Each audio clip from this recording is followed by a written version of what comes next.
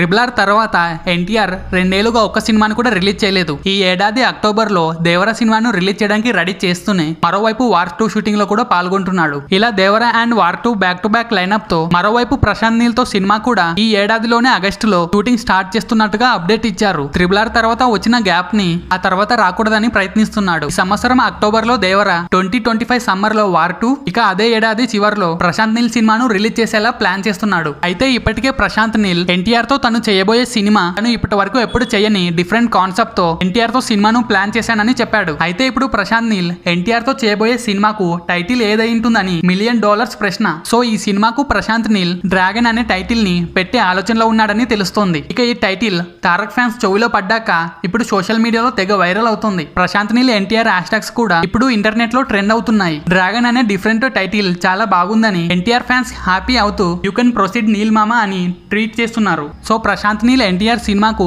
Dragon అనే title మీకు ఎలా అనిపించిందో కామెంట్ లో చెప్పండి. అండ్ వీడియో నచ్చితే డెఫినెట్ గా లైక్ చేసి ఛానల్ ని సబ్స్క్రైబ్ చేయండి ప్లీజ్.